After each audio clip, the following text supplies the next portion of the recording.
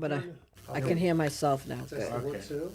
I'm getting some kind of raspy Testing, 1, 2. feedback. Nothing yet. I fixed that. Nothing yet. Tommy, can you hear it? Testing. Not yet. Look, echo. There's a lot of echo. Echo. Testing. Oh, yeah, definitely raise me a little bit. Testing. 1, 2, 1, 2. And less echo. Less echo. Less echo. Testing, 1, 2. Test, test. A little louder. And less echo. Oh, one second. Sorry, Tom. Yes. There we go. Oh, much better. Oh yeah, we can hear that. Now we're talking. Yeah, now we're talking. Yeah. Stage whisper. I'm getting a little bit of. Yeah, I know. I hear that. Testing, 1, 2. Perfect.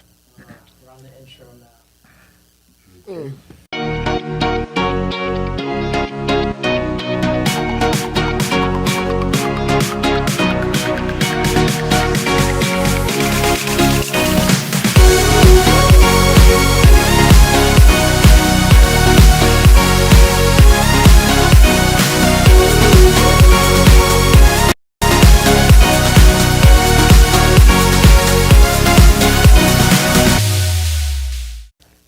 Good afternoon. Happy Saturday. You're here with Our World, Our Power, and you know, of course, I'm Lady Pauline. And today, Mr. Glenn Greenwich, my host, he's in Chicago having a great old time.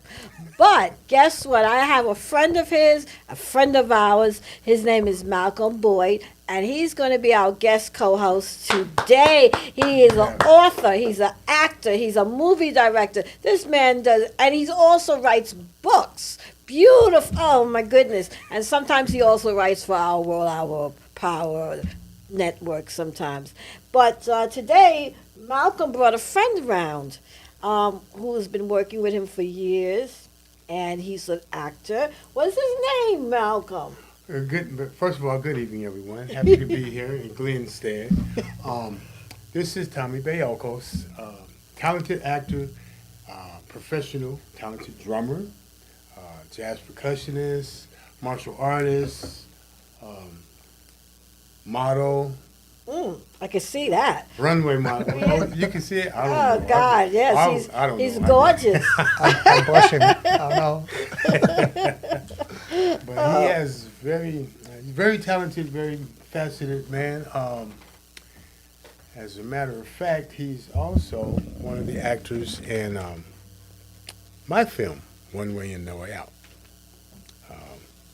So, ladies and gentlemen, I'd like to introduce you to Tommy Bayiokos. Wow, thank you. Thank you, Malcolm. And kudos to you and your book trilogy, One Way In, No Way Out. Thank you.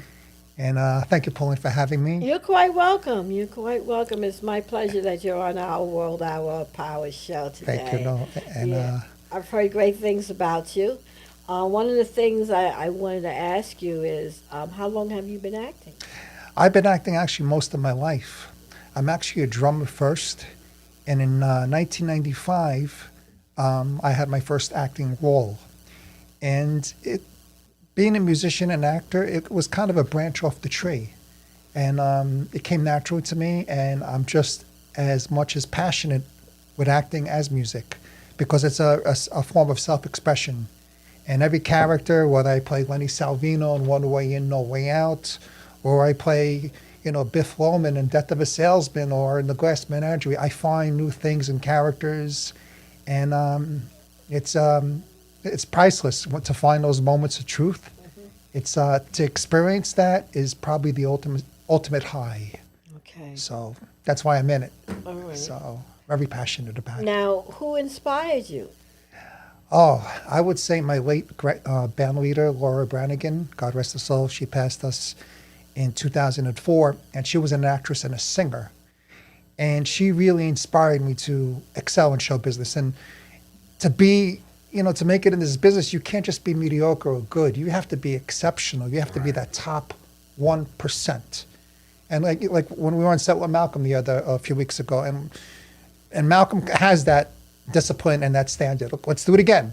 Let's do it again. All right, try this, try that, and until we get that gold. That's about the size of it. I've discovered that there's always somebody there waiting to take your place. And the minute you have a string out of place, You didn't shave that morning. The smallest little details that you overlook, somebody else hasn't overlooked. And that's just enough to push them ahead of you, and you're filled with regret like I coulda, shoulda, woulda. And that's Right. the best thing to do is, if you think something's wrong, if you think something can be improved, do it, because the other person definitely has. And there's, Agreed. you know, it's a merry-go-round of people that come up for a chance and miss their chance, and next person, next person, next person. Yeah, Yep, that's yep. very true.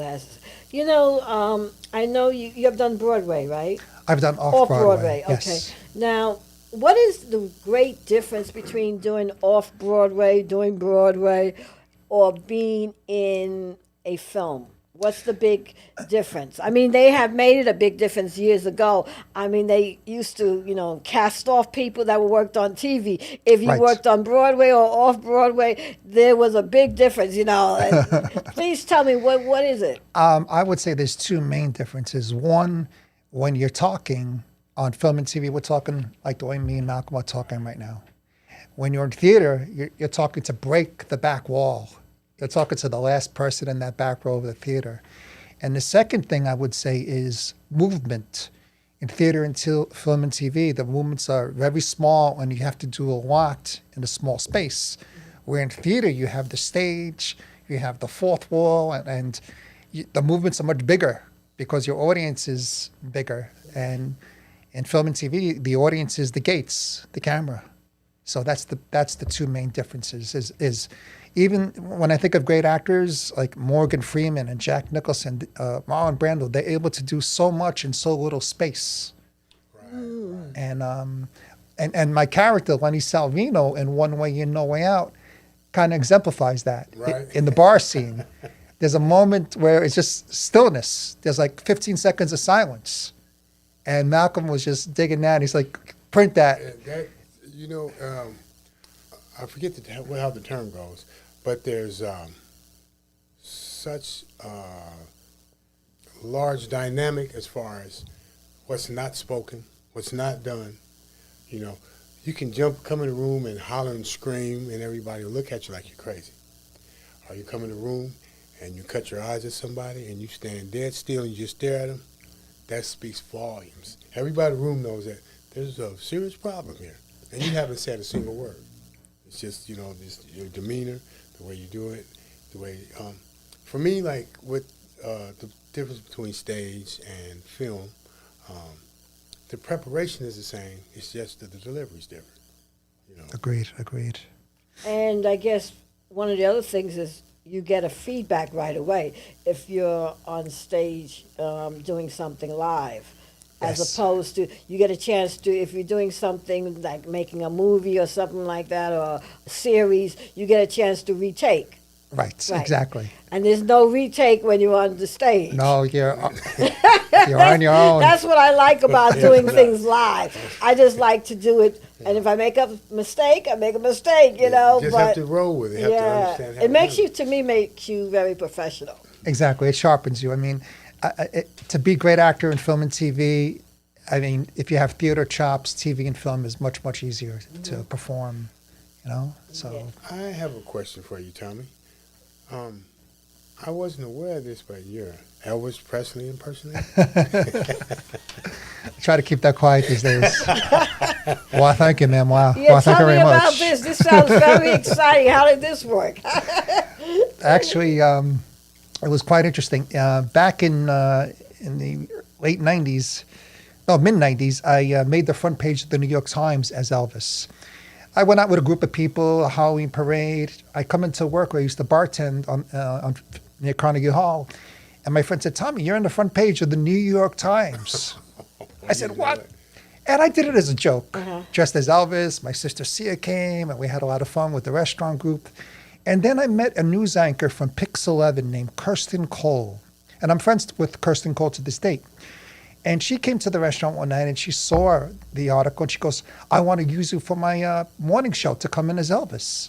I said, yeah, sure. I didn't think nothing of it. She calls me the next day. Oh, wow. And I'm like, okay, let me see if I can serious. get this together now. They were serious. So I put a little act together and with the white jumpsuit. And I was always a big fan of Elvis Okay. and his drumming. And Elvis, actually, his karate it just, it was perfect. Another influence. So that led to 12 appearances on the morning show. Oh, wow. Where I did the weather. It's on YouTube, the Elvis Weatherman. I came in with a tribute band. I was there with Linda Lopez, J-Lo's sister, promoting 3,000 Miles to Graceland with Kurt Russell. Same episode. I remember that show, yeah. So when I started playing with the late Laura Branigan, she said to me, she goes, I know you do that Elvis thing. If I see it on stage, I don't know you. You're done. So I try to keep it quiet, although I still get calls for it, but as a character Yes. for showbiz. But it's not It's one of your favorites, though. exactly. Yeah. So I keep that on the side, and but I had a good run. 12 morning show appearances. Oh, that's great. Yeah. What more can you ask And it's for? all on YouTube for your viewers to see. Yeah. Especially the Weatherman. The weather is a really funny episode. Okay, that sounds wonderful. Malcolm, I want to ask you something. Because Okay, if you're you my have to. you're my co-host, but you also are an actor, and you're a playwright, you're an author. Out of all the things that you all do, and Tommy plays the drums, right? Drums and percussion. Yeah. So, how did you all become so diverse and are able to wear different hats, and like all in the same week? Well, I mean, that's a good question, actually. That's why I'm That's a asking you good about question, them. actually. It comes natural because the situation calls for it. Okay. I wrote a novel, and I got excellent reviews from the San Francisco Examiner newspaper, and I believe her name is Leslie Katz. Yes. Yeah. And she said, in her review, she says, my book has undeniable cinematic appeal. And everybody that's read it says, man, this should be a movie, this should be a TV show. So I was like, how do I go about doing this? Did a little research. I said, you know what, I'll turn it into a script. So I turned it into a script, which was a painful, long, drawn-out process, I promise you. Don't. Trying to turn your own book into a television play, It's very Screenplay, different, though. screenplay. It's very different. It's a bit difficult. Yeah. It's a bit difficult. Okay. How's that? Is that better? All right. We have technical difficulties here. no Just hang in technical there. things. Just hang in there with us for a Just second. a day at our world. That's, You have a bigger audience. That's international. That's domestic. It's international. Okay, listen up, everybody. And so I sat down and I turned my book into a screenplay. The next step was, since it's a screenplay, let's try to film it. And I knocked at a lot of doors, talked to a lot of people, got patted on the back. Talk to you later. See you next week. Don't call us, we'll call you. So the next step was I'll film it myself. So that's how I transitioned into that. It's a lot more steps than just what I'm that. describing Right, it. But if the situation calls for it, if there's no one else to do it, and it's something you want done, what's the saying? If you want something done right, you have to do it yourself. Tough, yeah. Now, how did you meet Tommy?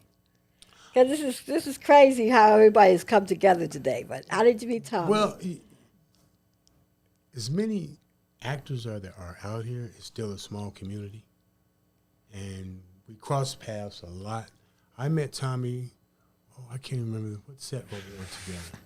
Actually, the way we met, unknown to Malcolm. We were playing Secret Service in Madam Secretary years ago. And it didn't occur to me till recently that we worked together in the pilot episode, Guarding the President. But the way I met Malcolm and got my audition to One Way In, No Way Out was through your girlfriend, Sandra. My wife, Sandra, yeah. Sandra. Yeah. It was the last day before the pandemic, and we were in Steiner Studios. And anytime I'm on set, I like to make the most out of it. I like to network, and I handed out cards. And she took my card, and I've seen your girlfriend before. And a few months later, she calls, I have an audition. I think you'd be perfect for it. I auditioned. And then from my audition, it went to one of the guest stars, Jose Torres, who plays. Torres, yes. And I think he had the final say. He had to see my audition too. He didn't have the final say. No. No.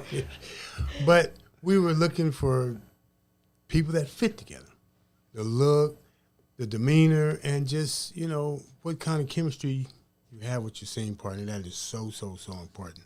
And we teamed the two of you guys up, and I was like, I think this will work. It matches. I think this will work. And it's ironic because when I was off Broadway, Murdered by the Mob for 4 years, one of the punch jokes when I played the comedic cop was Officer Lurch.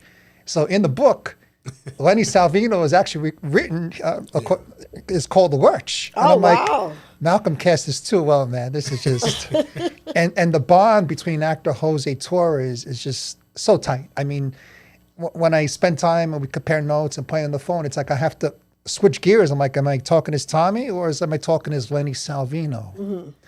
So it was cast very well. Yeah. So Tommy, you get into the character, like I forget the wording that they use. You actually feel like you are the person. Method actor? Yeah, method acting, yeah. Although I draw many techniques, I try to think of it organic acting. Yeah, to be Lenny Salvino, I draw upon a tremendous amount of substitutions and sense memory and layered with imagination. And it just takes me to it's complete abandonment of myself. Mm-hmm. So now, Malcolm, Tommy, do you all have favorite roles that you all like to play? Because if you look at television and you look at a lot of the actors, they usually like to play certain roles, or you'll see them, in certain roles a whole lot. And then some of them, they'll be comedians one time and something else another time. Should I go first? Yeah, go ahead, Tommy. Go ahead. I like to play roles that are vulnerable. Okay. When I was off Broadway in the new theater, Eleanor Duse Dies in Pittsburgh, produced by Ann Steele, that was a role that, although it was a comedic dark role, I was very vulnerable as far as a modern day Mussolini. So that really challenged me. And just the fact that it pushed me to the edge and the rehearsals and being in that show, I would say vulnerable roles attract me more, because they're very close to me. So, okay. Yeah. Now, how do you remember the scripts? I mean, I always wonder how people remember all these different roles that they have to play in the lines. I know it's a secret. Trade secret. Really, yeah. Malcolm, you want to take a crack? Take this. For me, it's a lot to do with taking yourself to that moment, the imagination, and repetition. Just do it over and over and over and over again. And after a while, like you said, organically, it becomes you. At least for me, it's like, what would I do if this guy comes in here and throws something across the room and starts yelling my name? Mm-hmm. If I keep the thought and the actions natural, organic, and just the words fall into place because I've done the script over and over again. The words just automatically come out. Now, the biggest challenge is, as far as an actor, is doing something that is foreign to you. And like, to answer your question, what's your favorite role? I always wind up playing the friendly neighbor next door, a basketball coach, Secret Service, a cop, something like that. I'm always the good cop or something like that. What I'm looking for someday in the future is, like you said, a role that challenges me in the sense that once I read the script, I'm totally lost to who this character is. I don't know anything about him. I can draw on experiences when I play a coach because I was a sports fanatic, grew up playing sports. A cop role, you do it enough times, it's kind of automatic. You watch enough TV, you don't have to go to the academy. Now, if I was to play, say, the King of England, and it's a musical, I would be totally, completely lost what to do next. But I think that would be a fun challenge. Wow. The embarrassing part would be when they ask me to sing. But I would like to give it a shot just to see what happens. You only sing in the shower, right? Okay. If I could just add to that, I think it's appropriate right now to pay kudos to our acting coach, Brenda Jones, who's the Jones. acting coach of One Way In, No Way Out. Right. We've had She really knows- intense she knows. Zoom rehearsals, and she has a tremendous theater background, and I give her a lot of credit for pushing the ensemble to find the truth in their characters. And it was kind of tough love. It's kind of like you don't want to hear, but she really pushed us in such a good way. And I credit her for the strong performances in Malcolm's The series. end result is unbelievable. Yes. Yeah, Yep. Brenda is awesome. This- Really. Agreed. Yep. There's Yeah. days And she likes Greek food. Oh, yeah. Hey, guys, for one moment, I would like to just acknowledge the Chocolate Loft is our sponsor for the next few months, and I'd like to talk to you a little bit about the Chocolate Loft. They're located at 113-10 Southern Boulevard here in Jamaica, Queens. And if you want to have a wedding, a baby shower, any type of private event, please call them at 929-504-9200. And that's the Chocolate Loft, and they're our sponsor. And please check them out. Again, they're located here in Jamaica, Queens. They're my neighbors. They're at 113-10 Southern Boulevard. Okay, let's continue with this conversation. Now, something I wanted to ask both of you. Now, I look at Tom Cruise a lot. Now, is it strange that you're an actor and you can do all these other things, like you can swim, you can ride a motorcycle? Is that a necessity as far as acting these days, that you got to be so diverse? Is it something that's because I see in so many actors, and they able to do a whole lot of different things besides acting. What do you think, guys? Well, when you say acting, all an actor is somebody that's just doing what we do every day in life, but it's scripted up. So, okay, if you walk in the house, you cook, you clean, you vacuum, you get on your computer, you do some work, you paint the walls, you repair a broken light switch. That's the same thing as an actor. If that's in the script, that's what's called for. Okay. So there might be a script that says, can you ride a motorcycle? Okay, I can ride a motorcycle, so that's what I'm doing. And the next scene, can you deliver a baby? Uh-oh. But, you have to use your imagination. That's where the acting part comes in, imagination to make something come to life that you might not be skilled at.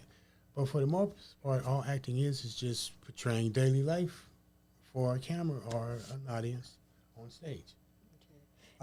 Tommy, why I ask that question is because I see, like a lot of the different films, it calls for like a lot of running, people swim. Right. And I said, well, if you can't swim, how do you play that role? You must be able to do, you must be able to swim. And if you have to ride a motorcycle, you must be able to ride a motorcycle. I mean, how far, you can only fool some people half the time. But I mean, this is, scene after scene, people are doing all these different activities. So, Tommy, what do you say about that? I remember a quote from actress Julia Roberts, who said, "Always say yes, and then come up with the goods later." Oh, okay. I believe in that. I So- like that. Now, take a Liam Neeson movie and Taken and all these movies that he does martial arts. Yeah. He's not, a sensei or a grandmaster of martial arts like Steven Seagal or Chuck No. Norris, but he plays and he had training, or the cast that did The Matrix. So I think there's preparation. Each actor has a time to prepare. Okay. And come up, and if you have those special skills, great. If not, you hone them or acquire them through training. When Bradley Cooper did A Star Is Born, he's not a guitar virtuoso, but he did a lot of preparation for those special skills. And there's a lot of preparation between the actual shoot date. But if you have those skills already. That's gold. You're good to go. That's okay, gold, Okay, yes. all right. So- That's something I've always wondered, because I see so many actors doing all these different things, as you said, even martial arts. The people that are martial arts people, But then then- there's certain people that, oh, how did you do that? Then there's the part where it's called Hollywood magic. Oh yeah, well tell me about Hollywood magic because I love magic. I love anything to do with magic. Now, is it okay? One thing I always wondered about because I watch this all the time because I watch Law and Order and all the police stories and stuff like that. When you see actors running in the street, right after whoever, where is the camera? I mean, is it something that's?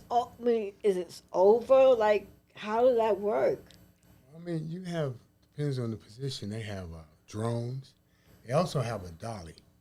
What I found interesting is they have you see the little smart cars, the electric smart cars? Yeah. They have a setup. They have a smart car. The back of it is a seat facing backwards, and they have a camera rig on it, and the cameraman sits on it facing backwards, and they drive the smart car down the street, and the action follows right behind it. Ah. So that's how you get your moving shots. That's interesting. They have a dolly where they'll have two grips. They have the cameraman sit on the dolly with the camera, and they have they have big old bicycle wheels on them. And they have the grips push, and they say action, they take off running down the street, and they're pushing it. And the cameraman sitting on the back just filming, and the action's following right along behind it. Right. Yeah, because I watch Law and Order all the time. Blue Bloods, I mean, Chicago, all of that. And you see, you're out in the street and people is around. So I'm like, well, where could the camera be? And you see them running. I'm always trying to figure out how this, scene was done. And I do. What comes to mind is the Steadicam. The Steadicam where the cameraman is actually physically holding the camera, and has that vest, and he's all geared up. Rig on, yeah. And I believe the way the Steadicam came about was in the film Rocky. They were trying to figure out how to shoot that scene where he's climbing and running up the stairs. So the Steadicam was invented in that film, I believe, if I got my history correct. So that was one of the films where they first used the Steadicam, and it was invented. So did we use the Steadicam in One Way In, No Way Out? No, we used the fly rig, but we didn't use the Steadicam. Not yet. Not yet. Yes, not yet. We have a ways to go. I'm asking these questions because I know our audience, they want to know these things. Because I know, I do, so I know the audience wants to know. Something I'm going to ask both of you, show business. Yes. We always see the show, all right? Well, the majority of people don't understand the business, okay? The survival, how do you survive? Because everybody knows that anything to do with show business is not always a steady thing.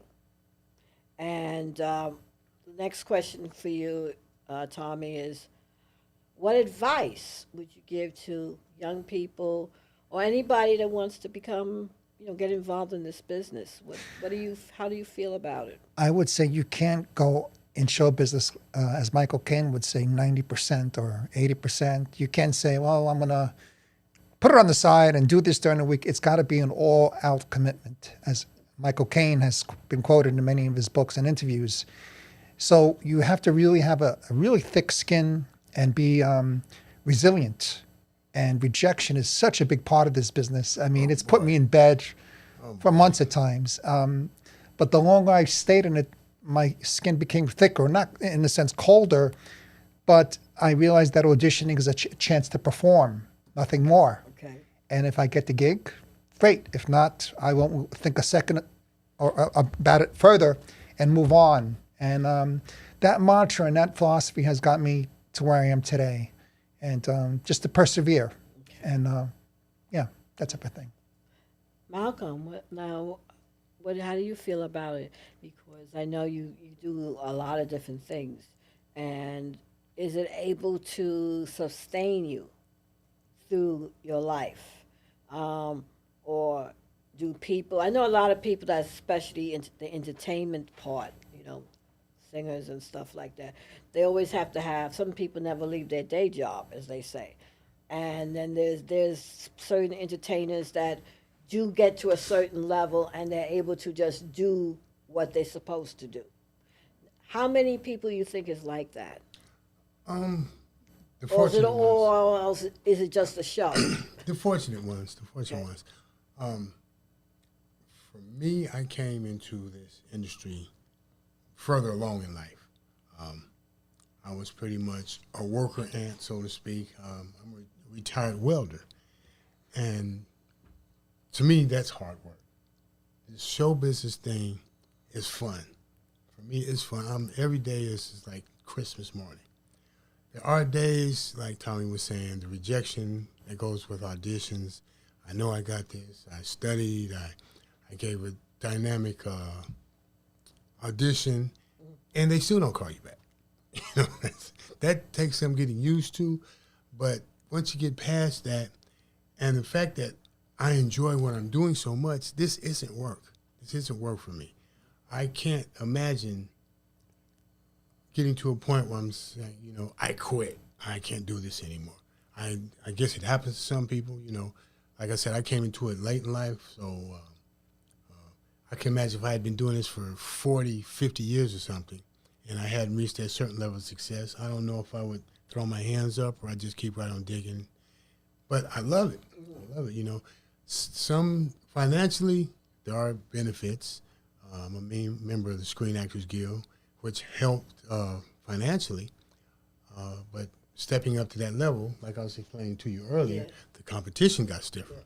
When I was non-union, I'd say about 60% of the auditions I went in for, I got at least a call back. Once I joined the union, that number dropped. Boy, Okay, I want you to hold that thought. We're going to go to commercial break, and we'll pick up when we get back. When I was your age, I was just like you, fascinated by stars.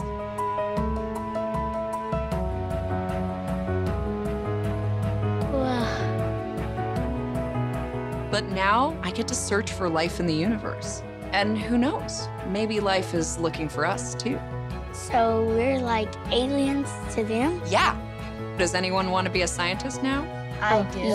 Awesome. We need more girls in STEM. Maybe we can find aliens. When I first saw a turtle, my heart was full. Now I'm anything but lonely. We have this like deep connection, this heart connection. He just wants to be close to you and part of your life. Every day with turtle is a perfect day. When I'm holding her, it makes me feel calmer. I think everything he does shows how much he loves us. When we adopt a shelter pet, We discover they're a little bit of a lot of things. But they're all pure, Pure love. love.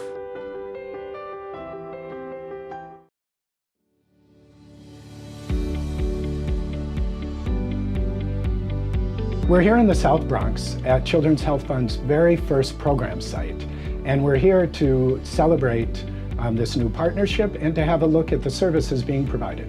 Our mission is really very simple. We want to ensure the highest quality healthcare reaches children living in poverty.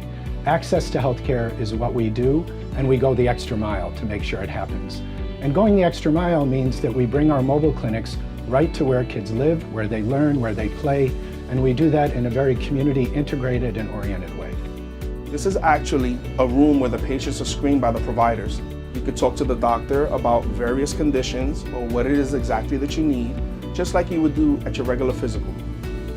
The doctor can order certain blood tests to be done from here. They can order certain screenings. They can order referrals for the patient to see specialists if they needed to. They can also order nutrition, mental health, whatever it is that the patient needs, just like at a regular physician's office. We do more than just medical care. So when we talk about comprehensive services, we obviously have providers, nurse practitioners, and doctors doing basic primary care, but so often a patient comes in complaining about one issue, and then we find out there's so many other issues. So we really see ourselves as kind of a one-stop shopping to really help this family succeed. Innovation at Children's Health Fund started from day one. We were the pioneers of the medical home house call, and this partnership with Henry Schein is going to continue that innovation. Together, creative problem solving, getting to places where we couldn't go alone, getting there together, and making sure kids have access to high quality care that they need. That's really where we're going together. Henry Schein is really helping help happen by delivering products and services and solutions that providers need throughout the U.S. every single day. Children's Health Fund and their IDN affiliates are helping help happen by delivering care to the most needy of populations. So we're both delivering. One's delivering products and the other one's delivering care. To see the partnership come together, the strategies that we've worked on over the last year, culminate to this morning, and getting a chance to walk on the mobile clinic and get a tour of it and find out that it actually has some of the services that a primary care physician's office has. And so to know that that level of care is going to go to the underserved, and specifically in this area to children in need, is just a fantastic time for both organizations. When I look to the future, I see a future together with Henry Schein and Children's Health Fund. We took a while to get to this point. We've worked together, we've ideated together, we've created together. And from this foundation, the future is very bright. I can see us reaching more kids with more services in more places, not only over the next 4 years, but maybe the next 40.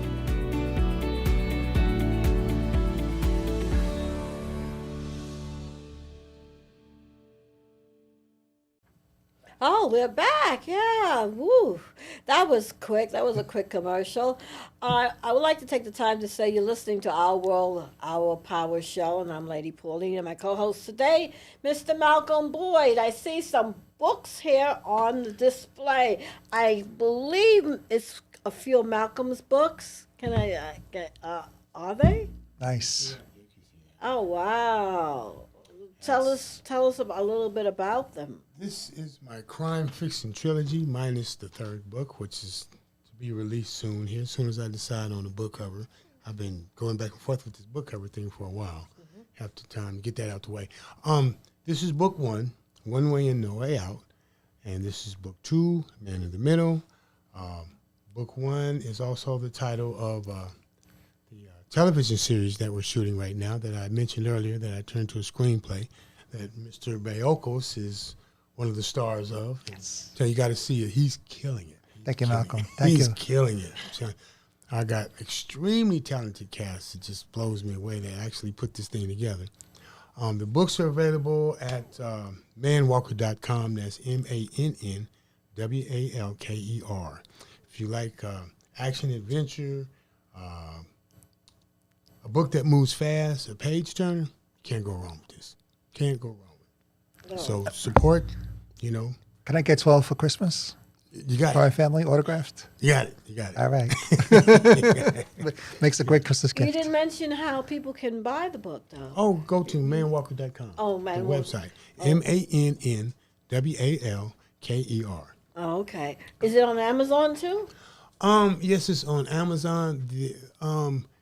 But I prefer my website. Okay. I understand that Amazon is kind of, well, we won't go into that right now. Yeah, okay. We'll leave that alone. Yeah, listening, our audience, ourworldmedianetwork.com. Ourworldmedia.com is where you can see us and get in contact with us. We're also on Facebook. .com, Our World Media, and our network is WGJSradio.com, and as you can see from behind it, we have our own network, which is called Our World Media Network, and it consists of a lot of different entities, but please feel free to follow us on our Facebook and all the time. Okay, let's continue this conversation. We was talking about, what were we talking about besides your book? We were. Where did I leave off, Tommy? We was talking with you. We were saying about the reality of show business. Yes. We didn't finish that. I have to always bring that up because I'm from a show business family. I think this will be, I think I'm the third generation that has been in show business. And my mother used to always say to me, don't give up your day job. So I'm very curious as to, for both of you, I know you were saying you were doing other work many years ago besides being in show business. And what about you? I know you play the drums. Yes. Yes. Is that your second backup? Actually, it's a tie right now. They go hand in hand. They go hand in hand? Okay. I'm a drummer first since 10 years old. Oh. And I was blessed to play with the late, great Laura Branigan for about 4 years towards the end of her career. I played for Frankie Avalon. I played for the Miss America pageants, the Pix Morning Show. I've been blessed. I had great teachers at the Drummers Collective, the late, great Kim Plainfield. I'm a jams drummer first. I shook hands with Buddy Rich, actually, in 1986. Oh, wow. In the Lincoln Center, and I haven't washed it since. I don't know if that's a good thing these days, though. Right. Pre-COVID times. Yeah. And but the drums and the acting just went hand in hand. It was just, you think of Kevin Bacon, the actor, and he has the Bacon Brothers with his band. You think of so many actors that branched out to music and so many musicians that branched into acting. So it's really a branch off the tree. These days I pick and choose my drumming gigs. I mean, I must have done at least 2,000 weddings, if not more, in my career. If I play Celebration again, I'm not gonna celebrate, right? So I get more satisfaction these days in the theater and TV and film, but I still would never quit the drums. I'm a drummer first, and if I'm not acting, I'm drumming. If not drumming, I'm practicing. And the drumming does help me pay the bills. Yeah. Doing gigs here and there. So now, Malcolm, I met you at a very strange time. I met you through my co-host, as a matter of fact. Glenn, yeah. We were introduced, and he said that you was a wonderful writer, that he wanted me to meet you, and once we met, I liked how we related to each other, and I started asking you to write stories for our world. I see you have a real passion for writing. I mean, how does that come through your head? How do you do it? Strange. It is. I know it's strange. You have to be strange. Brilliant.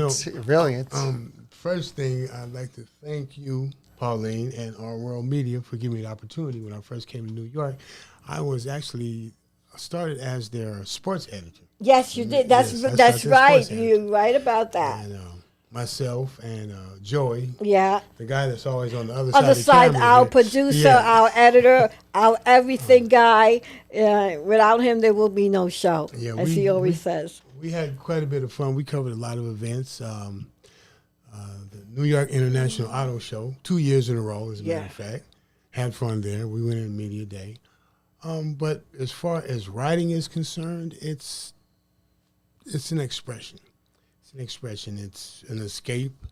I guess I'm just blessed with the ability to transfer my fantasies into words. I've been doing it for years, but I finally sat down and said, someone that was in my life at that time says they read some of the stuff that I was working on and says, you need to share this. And I'm like, nah, nobody wants to read anything I have to write.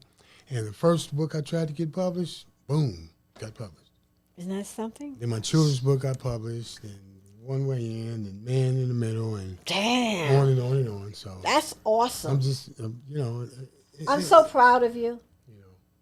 I'm proud of myself. Yeah, and don't forget now, when you get that big house with the swimming pool and everything, I'm going to be there. Don't bother to say who, Pauline, who. well, see, have your people come up, people. Oh, hell no.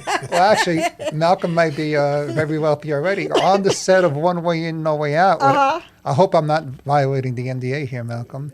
There's a Rolls Royce involved. Oh, that's right. All these cars you have and motorcycles and stuff. Yeah, where did that come into play now? How is this part of your acting? I'm naturally what's called a gearhead or a motorhead. Anything with a motor and wheels, I'm crazy about. Matter of fact, you've only seen the tip of the iceberg. Oh, I believe it. When I was a little bit younger, my backyard was full of cars and motorcycles and racing on the weekend. That's one of my passions. Motorsports, I love motorsports. It's like I said, up here in New York where you really can't. You don't have the open air. Yeah, you can't get into it the way I'm used to. So even though I'm not in it as much as I used to be, I got to keep a motorcycle underneath me. That's just the way it is. And there's always going to be a car that I got the hood up. I went out and bought a old Rolls Royce, which turned into a headache. It's a pretty car, but boy, is it a headache. But I use them on sets, too. Yeah. I use them on sets. So your hobby is also something that you use as a skill for your work. Of course, I'm a little older now. I got a little bit smarter. I try to make the things that I play with also pay me. Okay. Now, do you feel the same way, Tommy, with your drums? I see you brought your sticks. I got my sticks. Your sticks, so that's your backup, huh? So what's the question? I forgot what the question. I'm still thinking about the Rolls Royce. The question was. Want to buy it? What's your price, boss? Here we go. The question really was, what advice would you really give to people that want to get into this field of show business? I mean, we all see the glitz and the glamour, but I try to get to the root of everything, and it's a show, but we forget to talk about the business, and that's something that I think as performers, we need to sort of tell people the truth. Because people get into show business with strange ideas. Oh, it's all this. And they're not really prepared for the real truth. It's a lot of personal sacrifice. Yeah. Tremendous. It's almost impossible to plan ahead because you have to be like such a chameleon in this business. Right. With auditions, to be on set, to do this, to learn. I would say the best advice I can give to anybody starting out is, and making a commitment to this business, is work on the craft. Your looks and appearance and who you know, it's only going to get you so far. But if you're so good they can't ignore you, and you work on your craft and read and do the work will speak for itself. So that's my advice, is do the work on the craft. Okay. Work on the craft, and also, excuse me, also know that big fantasy that you see on television, famous actors, famous singers, famous dancers, whatever the case may be, nobody got there alone, number one, and number two, they did their homework. They saved money, like Tommy said, they sacrificed. Right now, I even have a part-time job. Oh, yeah? Yes, I have a part-time job. And what do you do? So I work with, I'm in work at a group home with adult males that are they're not quite capable of taking care of this stuff. Okay. Yeah, they're mentally challenged. Mentally challenged, thank you. Now, being that you do that, some strange things has happened to me with you and another friend of ours, Greg Mays, wherein I'm, in my house watching television. Right. I always said it's usually a Friday night. I'm at my babysitting my grandchildren, and I'm watching Blue Bloods. And I just so happen I'm watching it, and I said, "Oh my God, that's Malcolm! It's Malcolm!" So now, when you work these other jobs, do people recognize you? Every blue moons. If anything, it'll be a relative. Oh, okay. My son will call me from cleaning across the country. He's in Texas right now. Or a friend or something like that, a close friend. But for the most part, I'm still an obscure actor. Okay. I haven't made that transition yet where, like, you walk in the room and everybody drops their glass. Oh, my God, it's him. What about you, Tommy? God, actually, there was a few fine moments. My first principal role in the Taking of Pelham 1, 2, 3, where I helped the train conductor off the train, and I say, cross over, right here, with the late Tony Scott, the director. He passed away. At that time, the movies were very big, and people would recognize me in the street. Weren't you that cop in this? And the local pizzeria put a picture of me. And then I've had quite a few moments. I would say probably one of played for the late Laura Branigan, I had a lot of recognition from that, the fans. Where if I would go to a musical event, they'd be like, "Oh, that's Laura's guy, and that's the percussionist drummer," and so that type of thing. So it's been up and down. I've had moments, even one way in, no way out. Many of my peers from SAG after, like, "Oh, you're working for Malcolm. Wow, that's congratulations." Oh, yeah. I go to set sometimes, and so it's like, you know, Tommy, because I have one way in, no way out baseball cap on. Yes. And like everybody recognizing, my friend Tommy's on that. What do you have to do with it? Yeah, that's great. That's awesome. I got the hat from as a gift from my sister Sia. One way, and she wears it all the time. Great. Well, where's my hat, Malcolm? Wait a minute. What's up with that? MANNWALKER.com. They're in the Rolls Royce downstairs in the trunk. Oh, that's but great. boss, we got bodies in the trunk down there. No. I love those type of movies. You know, I can watch them all day, all night. Turn around, I wake up and it's still playing. You know, I love it. What's next on your agenda for both of you? That's what I would like to get to before we close out. What is next? Well, One Way In, No Way Out is a big, and we hope after the first 2 episodes, the series continues, and maybe Malcolm could feature the jazz drummer in episode 5. Okay, we can work something out. Exactly, some kind of shootout bar scene. Everybody their talent. I would say focusing on Malcolm's pilot. And in between, I landed a role in a film called Ramsey, which will come out. I had a nice role in that recently. There's 2 other projects I have coming up. One actually is involved with yourself. Right. Another film Malcolm is working on.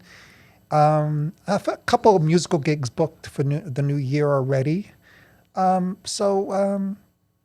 just kind of take, not think too far, just one project at a time, and that's where I'll be most effective. So. Okay, that's Right. good. You're lucky. I wish I could say that. No, why you say it like that, Malcolm? Well, Tell us. I'm right in the middle of the One Way In, No Way Out project. Hopefully, we'll be pitching it to Netflix and Hulu in the next couple of months.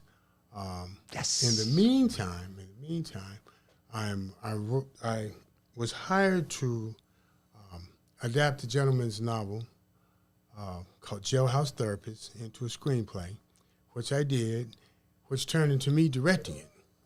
So we should be starting shooting that within a month or so. That's about 3 weeks, to be totally honest.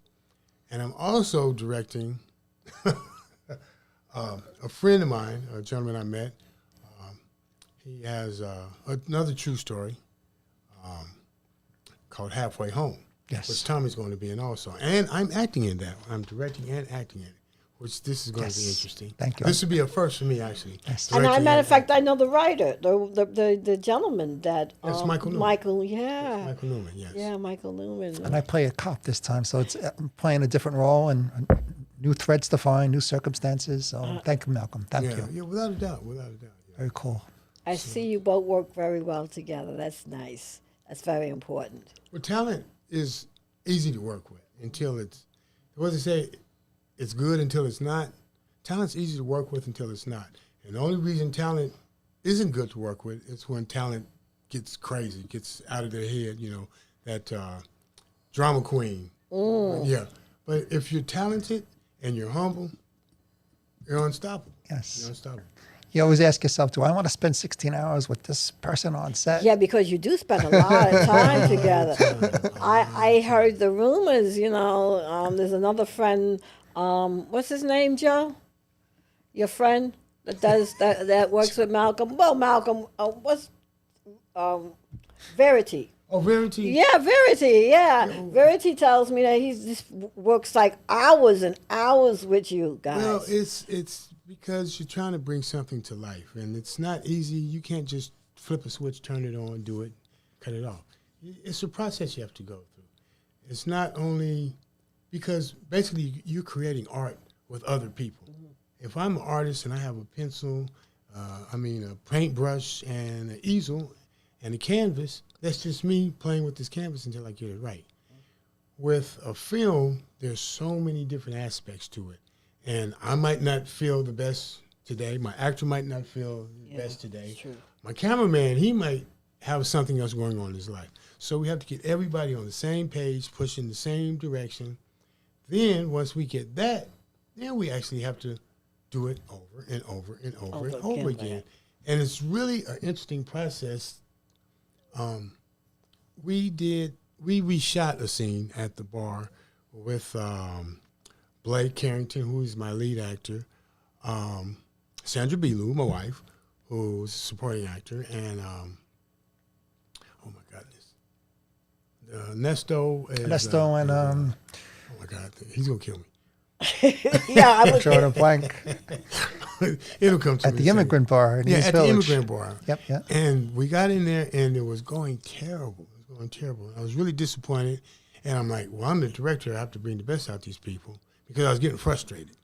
So I had to, first thing I had to do was get a hold of myself and my emotions because I was getting upset. So I didn't display it, but I just pulled everybody to the side and said, hey, you know what? I don't know what we're going to do, but we have to do better because otherwise let's pack everything up and try it again another day, knowing that was not, feasible. And sure enough, everybody kind of dug within themselves, and the second half of the day came out excellent. So it's especially as a director, you're basically like a football coach. This actor responds to a pat on the back. This actor over here has to be yelled at. This actor over here, you just let him go. He takes care of himself. So you have all these different people and all these different moving parts. You have to know how to relate to each one. Okay, because you wear different hats. You're almost a psychologist to a certain degree.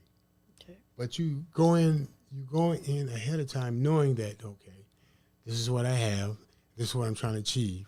How am I going to get here? And you don't know how each actor, each person on that crew, how they're coming to set.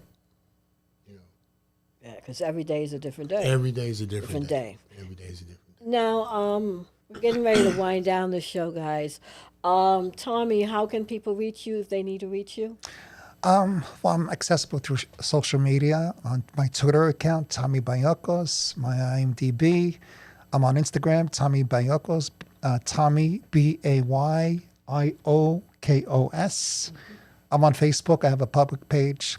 So I'm very accessible. I'm very active, more so on Twitter these days. I find I interact with various personalities in industry through Twitter. And I must say, getting back to Malcolm, it is like a football coach. And on any given day, your performance, even as a musician, could be strong, it could be weak, and many moving parts that'll bring a good or bad performance. And what I like about Malcolm Boyd, what he does is he approaches you in such a good way where he's not embarrassing you, or he'll bring it to the side and say, hey, why don't you try this or do that? But it's so subtlety, you want to do it like a coach.